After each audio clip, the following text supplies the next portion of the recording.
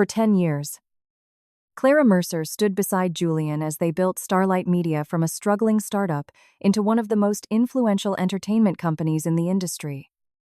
While Julian became the charismatic public face celebrated in interviews and magazine covers, Clara quietly handled the work that determined whether the company survived. She negotiated impossible contracts, rescued failing partnerships, managed financial crises, and made countless sacrifices that no one outside the boardroom ever saw. She was the strategist who solved problems before they became disasters, the steady hand behind every major success. Yet history remembered only the confident founder standing in front of the cameras. Their marriage reflected the same imbalance. Clara carried the emotional weight of the family while raising their 8-year-old daughter, Lily, often putting her own ambitions aside so Julian could continue chasing his. She believed that every compromise was an investment in a shared future, never imagining that the foundation she had spent a decade strengthening would eventually become the stage for her own betrayal. Everything began to change when Vivian Blair, Julian's first love, returned from London and accepted a senior position at Starlight Media. At first, Clara dismissed the growing whispers around the office. Vivian was talented, polished, and confident, and there seemed to be nothing unusual about Julian welcoming an experienced executive back into the company. But subtle changes slowly transformed into undeniable warning signs. Julian started working late more frequently, claiming urgent meetings that never appeared on his official calendar. He purchased a second phone, insisting it was only for confidential business conversations. Yet he guarded it with unusual care. Family dinners became shorter. Conversations became colder. And every attempt Clara made to reconnect was met with distracted smiles and vague promises. The man who once shared every business decision with her no longer asked for her opinion.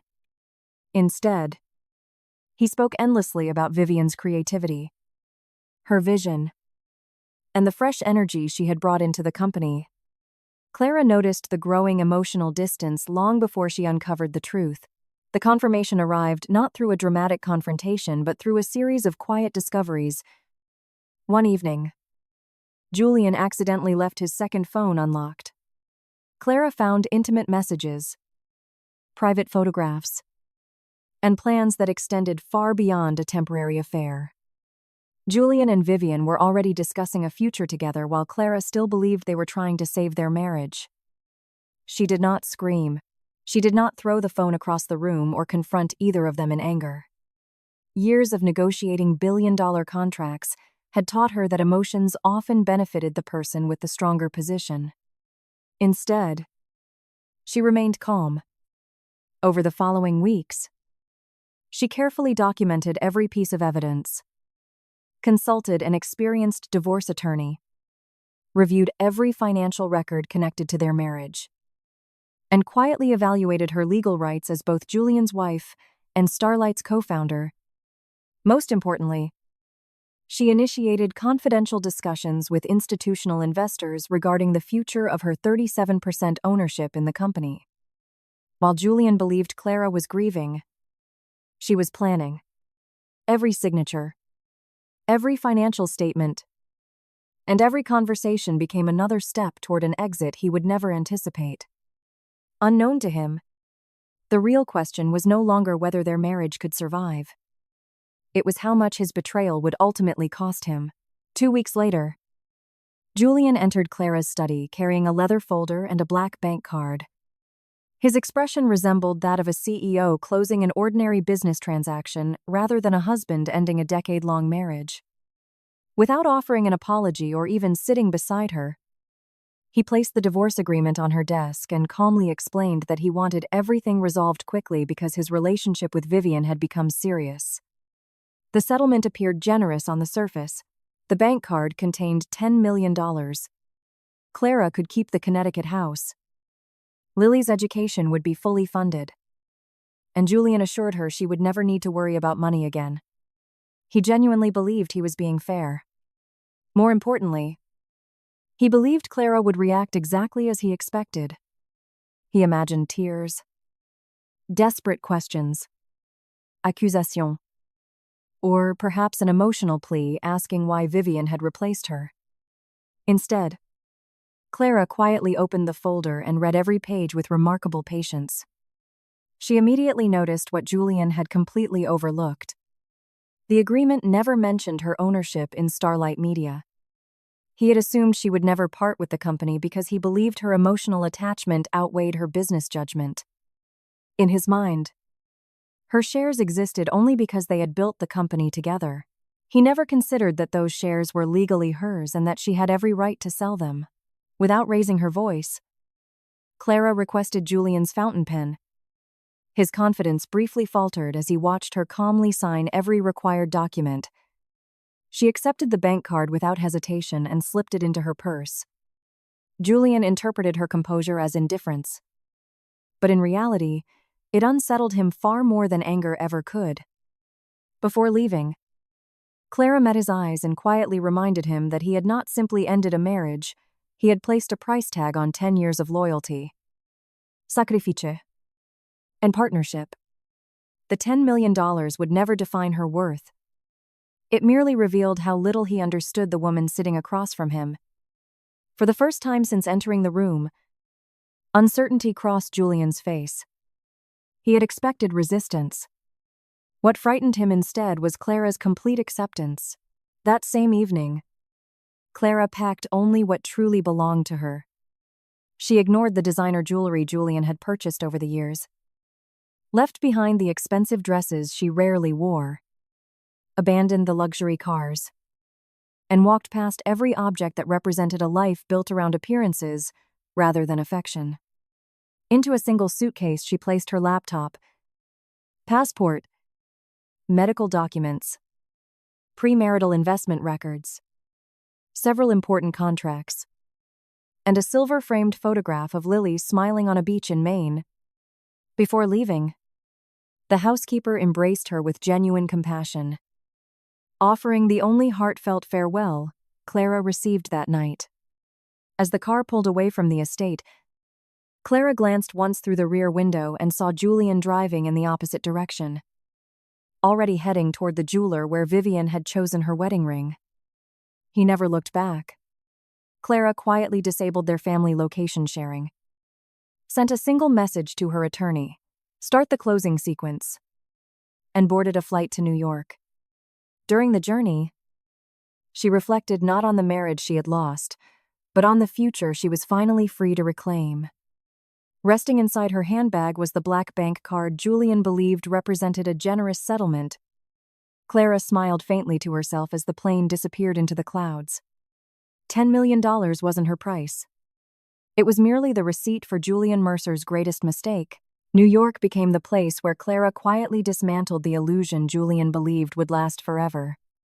11 days after leaving Los Angeles, she settled into a hotel overlooking the Hudson River, where every morning was filled with meetings instead of memories.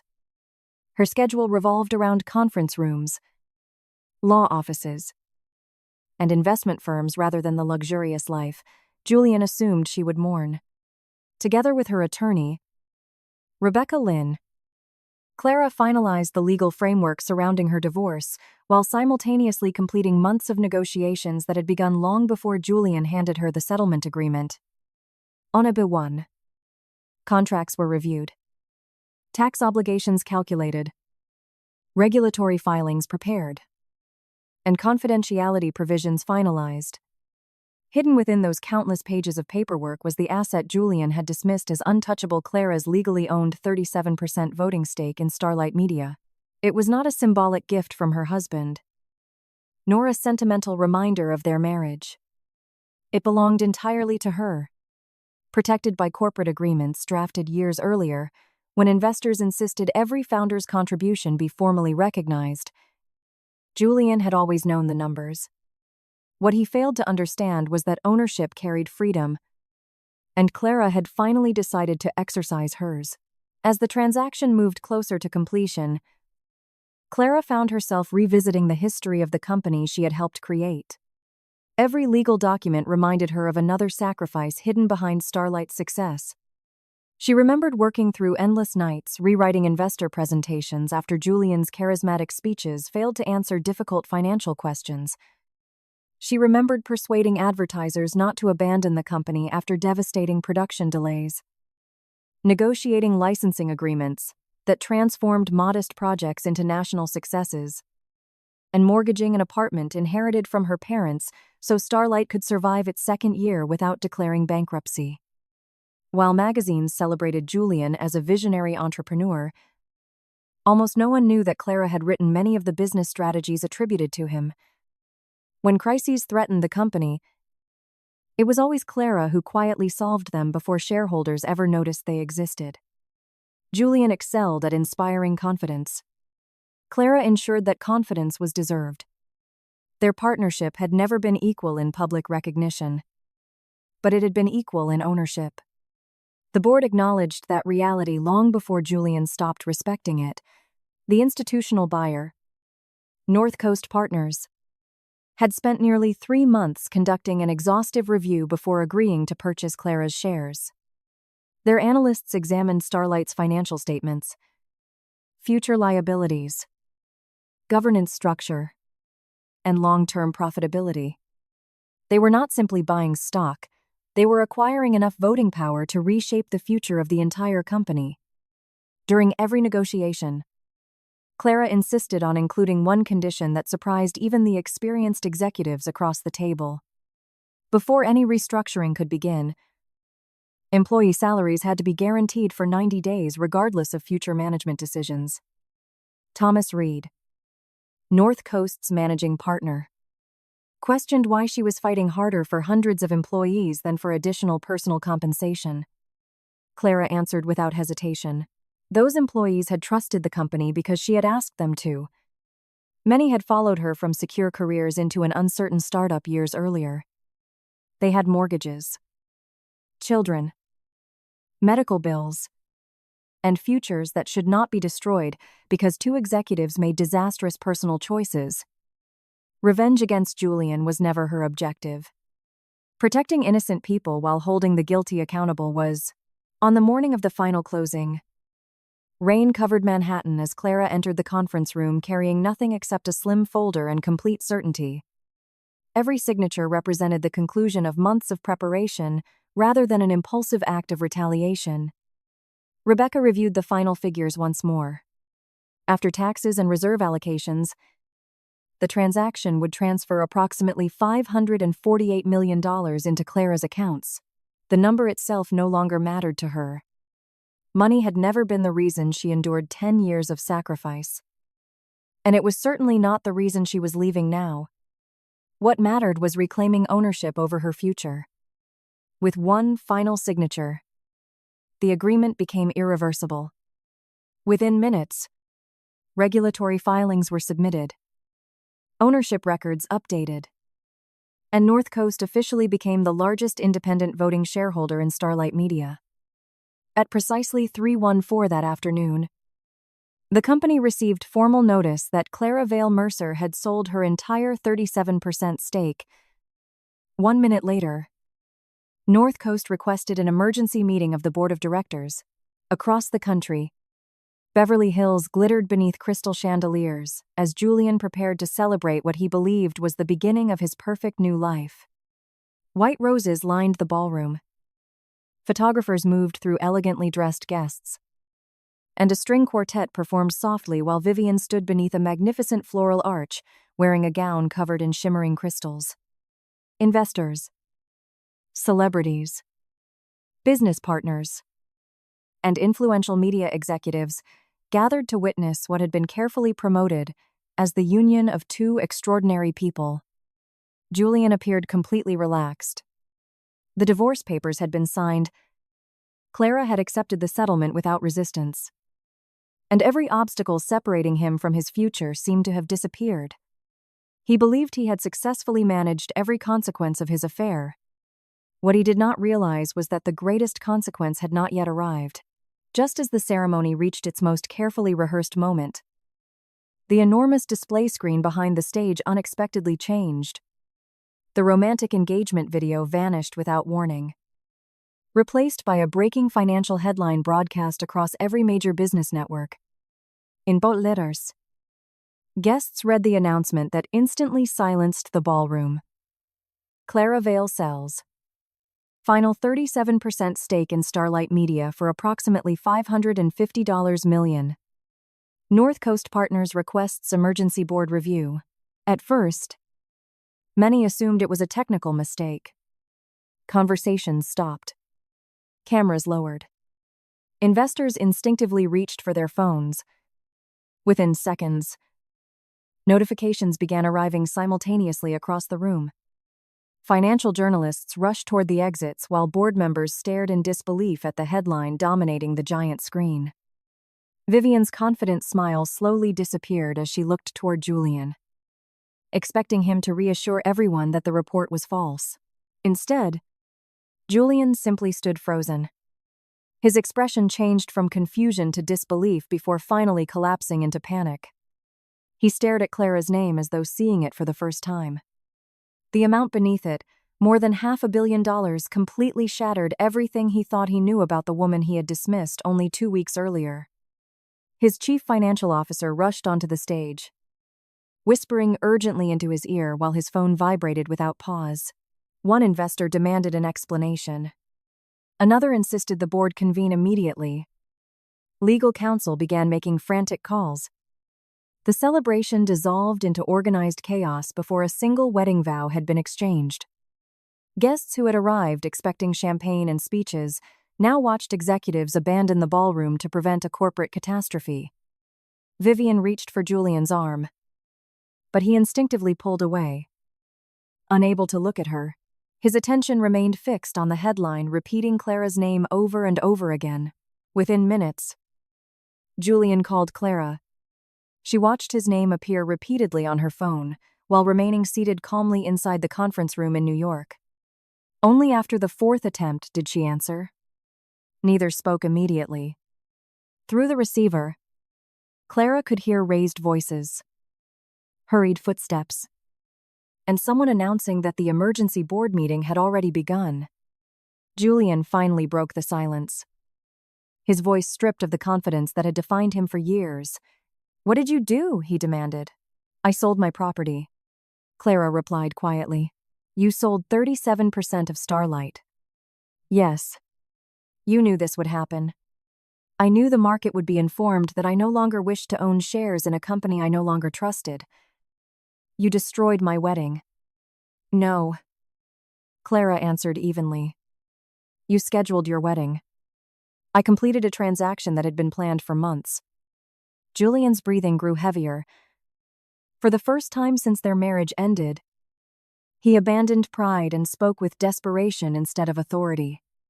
He begged Clara to contact North Coast, convince them to withdraw the emergency board meeting, and somehow prevent the collapse unfolding around him. Calmly, she reminded him that she was no longer a shareholder and therefore had no authority to interfere. The only influence she had chosen to exercise was securing 90 days of payroll protection for the employees who had done nothing wrong. Julian fell silent. Even in disaster, Clara had protected the people who depended on the company more than she had protected the man who once claimed to love her. When the call ended, Julian remained standing in the center of a ballroom that no longer resembled a wedding venue. It had become the scene of a corporate emergency. His marriage celebration had transformed into a board meeting before the vows were spoken.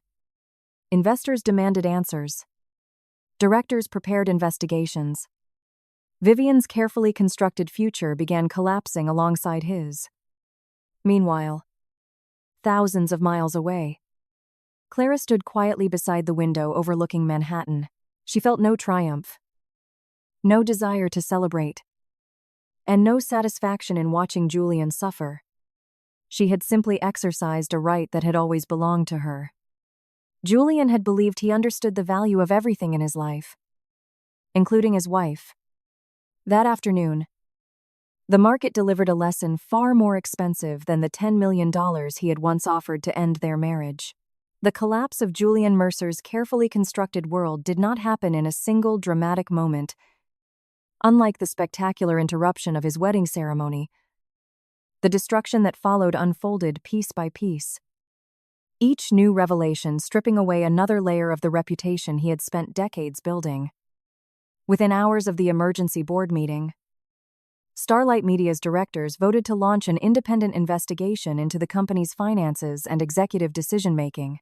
Outside auditors were granted unrestricted access to internal records. Legal counsel ordered every relevant document preserved, and the company's financial systems were immediately locked down to prevent any alteration of evidence.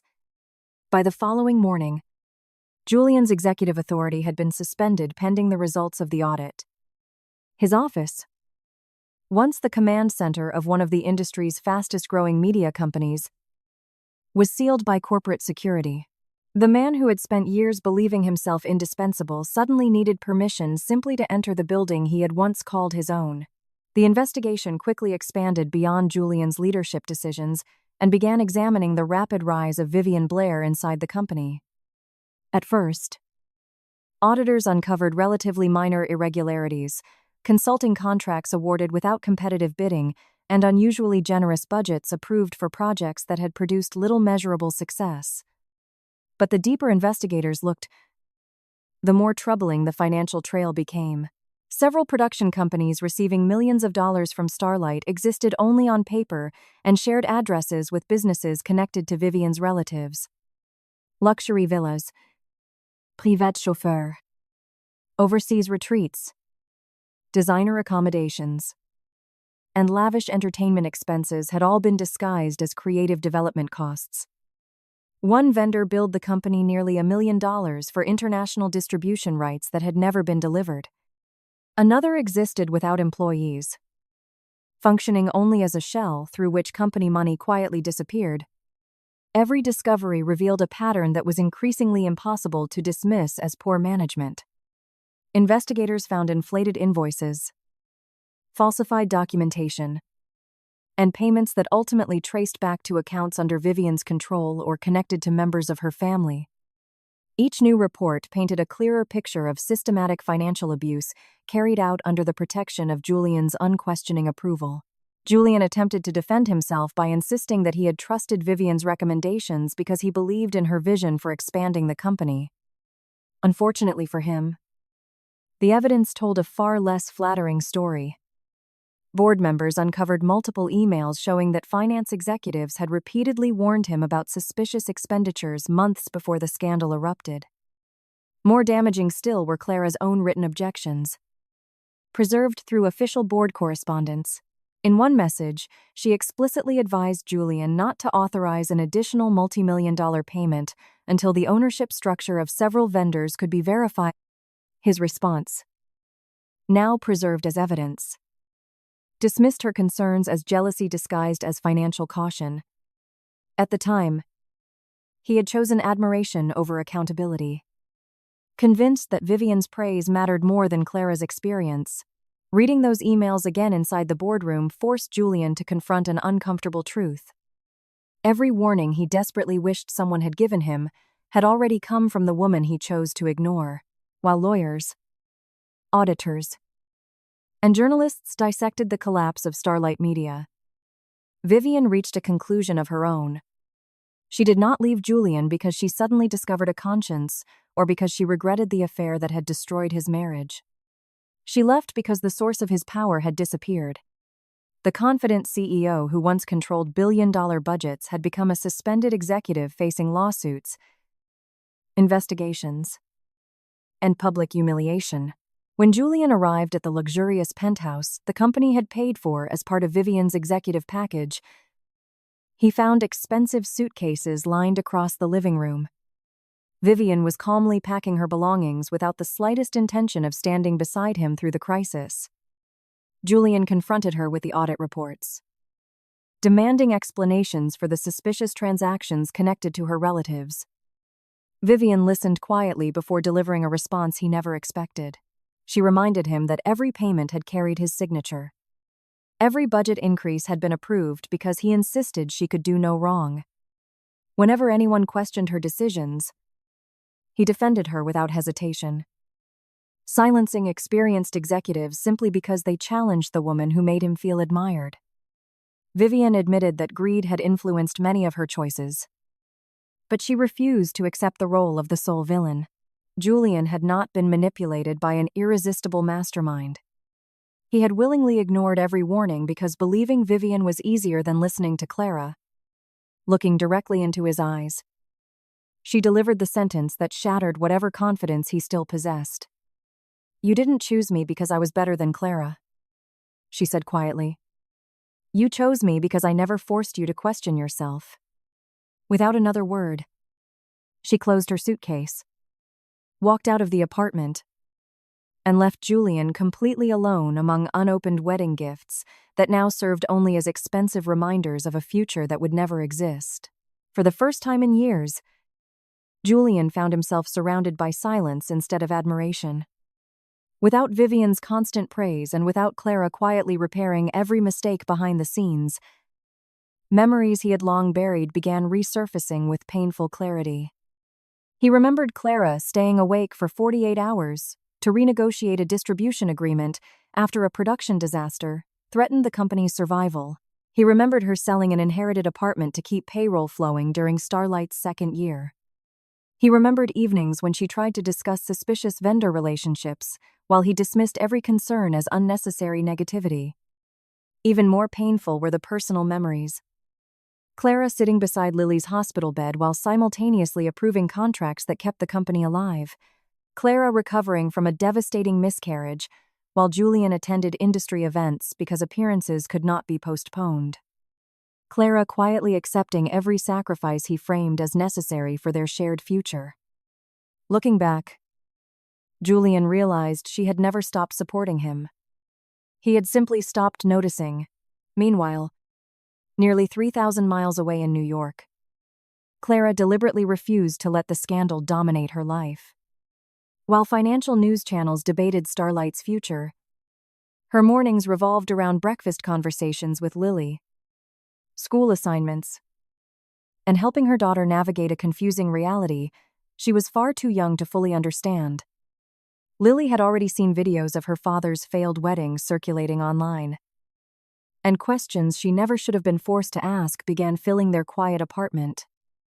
Was Vivian going to become her new mother? Had her father replaced their family, would everyone lose their jobs because of what happened? Clara never lied to protect herself. Nor did she poison Lily against her father. Instead, she explained that adults sometimes made painful choices, and that mistakes between parents should never determine how much a child is loved. She reminded Lily that one person's betrayal could never erase the love they had built together as a family. Those quiet conversations carried far more emotional weight than any courtroom battle, because Clara understood that rebuilding her daughter's sense of security mattered far more than winning public sympathy. At the same time, Clara remained deeply concerned about the hundreds of employees whose livelihoods depended on Starlight. She continued cooperating with North Coast partners to ensure the payroll protection clause she had negotiated before selling her shares was fully honored. She refused every suggestion that innocent staff members should lose their jobs simply to satisfy public demands for swift punishment.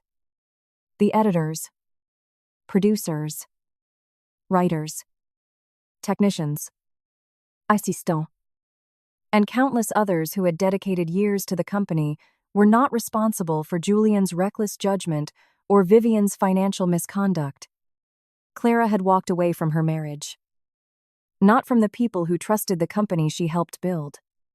Her actions demonstrated the difference between revenge and responsibility.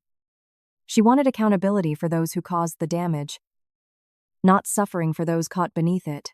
Several days after the investigation intensified, Julian finally gathered the courage to contact Clara again. This time, there was no trace of arrogance in his voice.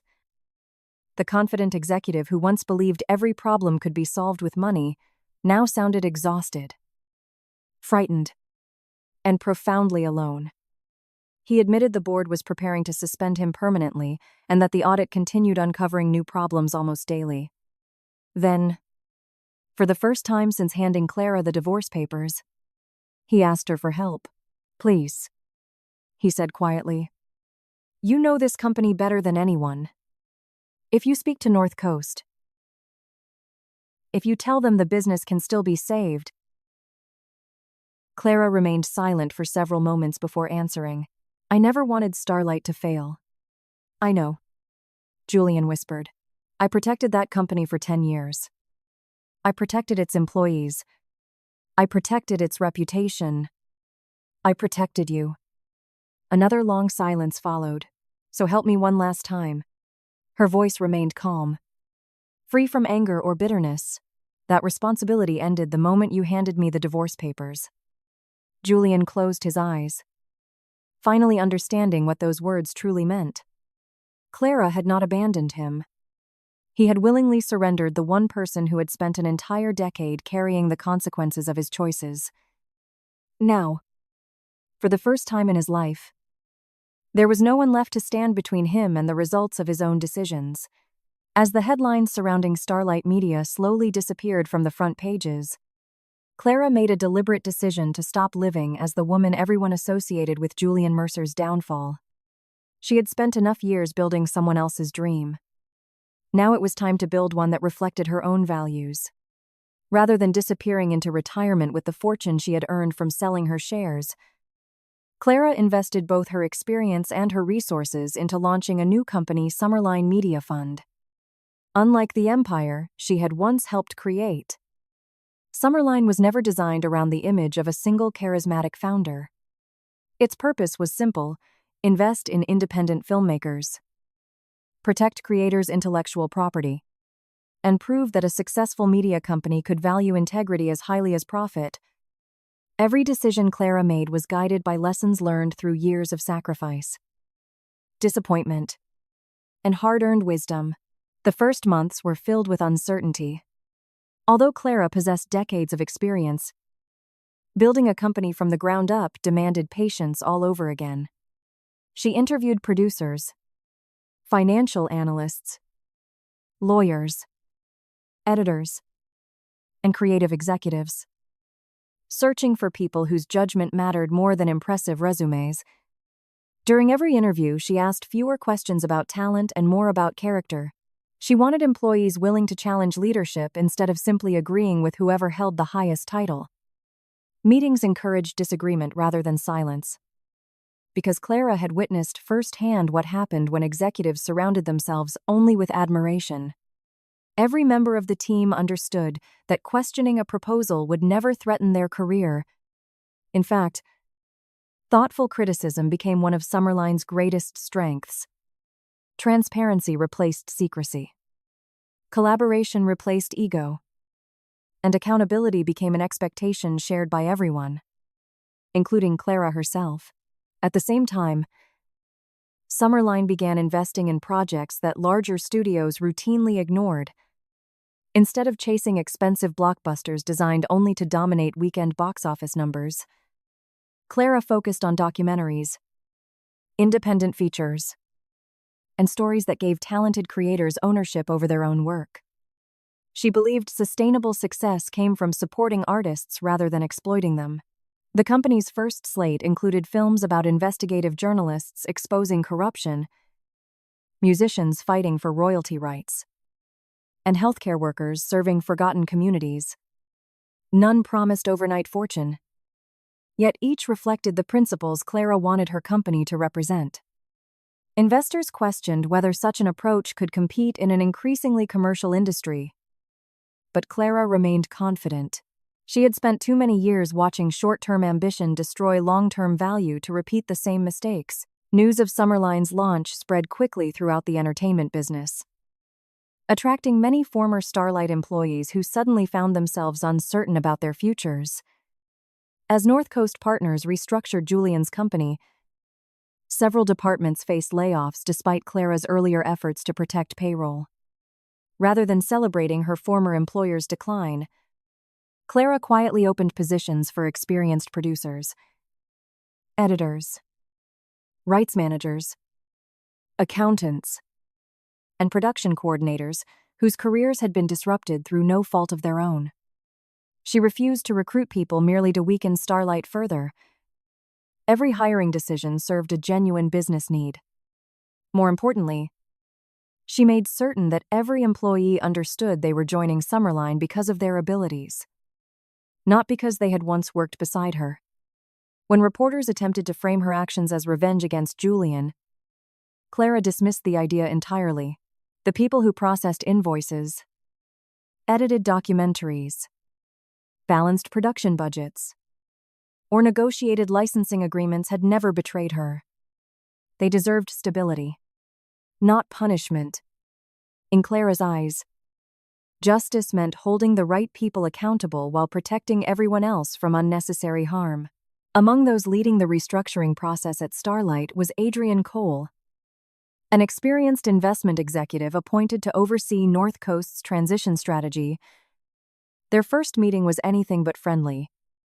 Adrian believed several divisions should be sold immediately to maximize shareholder value, while Clara argued that dismantling productive creative teams would sacrifice long-term growth for short-term financial gain. They challenged each other relentlessly across conference tables, often debating for hours over budgets, staffing decisions, and investment priorities. Neither backed away simply to avoid conflict. Adrian admired facts more than emotion, and Clara appreciated anyone willing to disagree respectfully instead of seeking approval. Although their conversations frequently ended without complete agreement, each left the room recognizing the other's intelligence. There were no personal attacks, hidden agendas, or attempts to dominate through status. Instead, mutual respect quietly replaced initial skepticism. As weeks became months, professional cooperation gradually evolved into genuine friendship. Adrian never treated Clara like a fragile woman recovering from divorce, nor did he define her by the public scandal surrounding her former marriage. He respected her experience without placing her on a pedestal, and when he disagreed with her decisions, he explained his reasoning openly rather than protecting her feelings with empty compliments. Clara found that refreshingly unfamiliar. After years of living beside someone who increasingly valued admiration over honesty, working with a man who welcomed disagreement felt unexpectedly comforting. They attended investor meetings together, evaluated acquisition opportunities, and spent countless evenings discussing strategies long after official meetings had ended. Slowly, conversations expanded beyond financial projections and business plans. Adrian asked about Lily's interests, Clara's childhood, and the dreams she had postponed while building Starlight. For the first time in years, someone seemed genuinely interested in understanding who Clara was beyond her professional accomplishments. Despite their growing connection, Clara refused to rush into another relationship. The wounds left by Julian's betrayal had not disappeared simply because someone kind entered her life. She had spent too many years placing another person's ambitions ahead of her own to confuse gratitude with love. Adrian recognized that hesitation immediately and never pressured her for more than she was ready to give. Instead of dramatic declarations or grand romantic gestures, he offered consistency. He showed up when he promised. He respected boundaries without complaint. He never expected access to Clara's private life simply because they enjoyed each other's company. Months passed before he finally asked her to dinner outside a business setting. Even then, he made no assumptions about what her answer should be. Clara smiled at his patience and admitted she still needed time to rebuild parts of herself she had neglected for years. Adrian accepted her response without disappointment or manipulation. Ironically, his willingness to wait became one of the reasons she slowly began trusting him. While Clara built a healthier future in New York, Julian faced a very different journey in Los Angeles. Gone were the luxury offices, magazine covers, and constant admiration that had once surrounded him. With his executive authority removed and much of his personal wealth consumed by legal settlements and financial guarantees, he was forced to live without the privileges he had long considered ordinary. Yet losing his position also confronted him with responsibilities he had previously neglected. For years, Clara had quietly managed nearly every aspect of Lily's daily life, while Julian played the role of the exciting parent who appeared with expensive gifts whenever his schedule allowed. Now, without Clara carrying the invisible burden of parenting, Julian discovered how little he truly knew about his own daughter. He learned her school schedule, remembered doctor's appointments, helped with homework, attended science presentations, and gradually became familiar with the small routines that formed an ordinary family life. His mistakes were frequent, but unlike before, he no longer blamed anyone else for them. One afternoon during a supervised visit in New York, Lily asked him a question that none of the board investigators, financial auditors, or journalists had ever dared to ask. Looking directly at her father, she quietly wondered whether he missed her mother only after everything had gone wrong. The innocence behind the question left Julian speechless. For a long moment, he searched for an answer that would protect his pride before realizing honesty was the only thing left worth offering. He admitted that at first he had been terrified because his world was collapsing. But as every layer of success disappeared, he finally recognized how much of his life Clara had quietly held together without asking for recognition. Lily listened carefully before asking another question that hurt even more. If he was truly sorry, why had he made those choices in the first place? Julian could only admit that he had been selfish. It was the simplest answer he had ever given, and perhaps the first completely truthful one. His relationship with Lily slowly improved, not because she forgot what had happened, but because he stopped expecting forgiveness to arrive simply because he apologized. He attended school events, even when Clara was present. He respected custody arrangements without argument. When Lily wanted both parents at important milestones, he cooperated instead of competing. Gradually, Clara noticed the difference as well. Julian no longer contacted her looking for rescue whenever life became difficult. Instead, he accepted responsibility for rebuilding trust through consistent actions rather than emotional promises. The transformation was neither dramatic nor immediate, but it was genuine. Still, Clara understood that personal growth did not erase past decisions. Becoming a better father could never rewrite the pain he had caused as a husband. Nearly a year after leaving Los Angeles, Clara finally accepted Adrian's invitation to dinner. The evening contained none of the extravagant gestures that had once defined her relationship with Julian. There were no photographers, expensive gifts, or promises about the future. Instead, they talked for hours about books, travel, family, and the strange experience of rediscovering personal dreams after years spent living for someone else. Adrian never tried to replace Julian or convince Clara that he was different. He simply allowed his actions to speak for themselves. As they walked through quiet city streets afterward, Clara realized she no longer felt as though she were carrying the weight of her past alone. Healing had arrived so gradually that she almost failed to notice it. For the first time since signing the divorce papers, she looked toward the future without wondering what she had lost. She was finally beginning to appreciate everything she still had the freedom to become. Several years after walking away from the life she had once believed would last forever, Clara finally discovered something she had never found during her marriage to Julian: peace that required no audience. Her journey had never been about replacing one relationship with another or proving that she could become even more successful after the divorce. Instead, it had been about rebuilding a life that reflected her own values rather than someone else's expectations. By the time Summerline Media Fund had established itself as one of the industry's most respected independent production companies, Clara was no longer introduced as Julian Mercer's former wife or the woman who sold nearly $600 million worth of company shares. She had earned a reputation entirely on her own as an investor who protected creators, a leader who valued integrity above ego, and a woman who refused to sacrifice her identity for the sake of appearances. When Adrian eventually asked Clara to marry him, there was no elaborate proposal designed for social media, no luxury resort reserved for photographers, and no audience waiting to applaud a carefully rehearsed performance. Their relationship had grown slowly through trust, honesty, and mutual respect. So their wedding reflected those same values. They chose a quiet garden just outside New York, inviting only close family members and a handful of lifelong friends. Fewer than 50 guests attended the ceremony.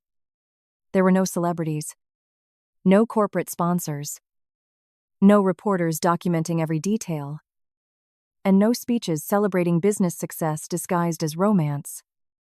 Clara wore an elegant but simple ivory dress with practical details she genuinely loved. While Adrian waited beneath an old oak tree, with the calm confidence of a man who never believed marriage entitled him to possess another person, Lily proudly served as the unofficial organizer of the entire event, making sure everyone followed the schedule while teasing Adrian whenever he looked too emotional. Laughter replaced formality. Conversations mattered more than decorations, and every moment felt authentic rather than carefully manufactured. The wedding stood in complete contrast to the extravagant ceremony Julian had once arranged with Vivian.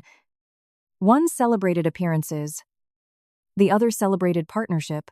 The greatest difference between Clara's two marriages was not the size of the celebration but the foundation beneath it.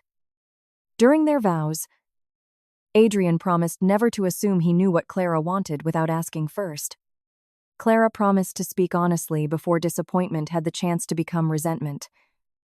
Together they agreed that love should never require either person to disappear so the other could shine brighter. There were no promises to complete each other because neither believed they were incomplete. Instead, they committed to walking beside one another as equals, each protecting the other's independence as carefully as the relationship itself. When the ceremony ended, Lily applauded before anyone else and announced that the cake mattered just as much as the vows. Everyone laughed, including Clara, who realized she had never smiled so freely on a wedding day. Julian learned about the marriage well before the ceremony because Clara believed important family events should never become unpleasant surprises for Lily. His response reflected how much he had changed over the previous years. He did not appear unexpectedly, object to the marriage, or attempt one final emotional appeal.